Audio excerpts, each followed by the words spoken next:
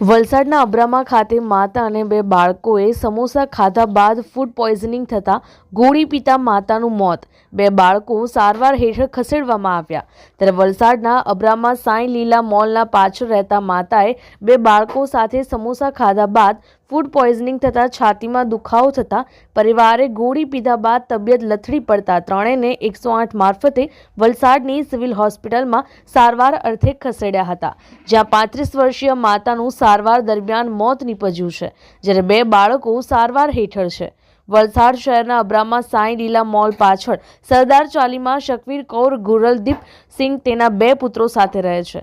આજરોજ બપોરે માતા શકવીર કૌર અને બે પુત્રો સાથે બપોરે સમોસા ખાધા હતા। વાસી સમોસા ખાધા બાદ તેઓને ફૂડ પોઈઝનિંગ થયું હતું અને સમોસા ખાધા બાદ તેઓને છાતીમાં દુખાવો ઉપડતા માતા અને બંને બાળકોએ ગોળી પીધી હતી। માતા અને બંને બાળકોની તબિયત લથડી પડતા 108 એમ્બ્યુલન્સ મારફતે તાત્કાલિક વલસાડની સિવિલ હોસ્પિટલમાં સારવાર અર્થે દાખલ કરવામાં આવ્યા હતા, જ્યારે સારવાર દરમિયાન 35 વર્ષીય માતા શકવીર કૌરનું મોત નીપજ્યું હતું, જ્યારે બે બાળકોની સારવાર ચાલી રહી છે। ઘટનાની જાણ થતાં વલસાડ સિટી પોલીસ મથકના પીઆઈ ડીડી પરમાર તેમજ પોલીસની ટીમ ઘટના સ્થળે દોડી જઈ આગળની તપાસ હાથ ધરી છે। અમારી લાઈવ ન્યૂઝ 24 ચેનલને સબસ્ક્રાઇબ કરો,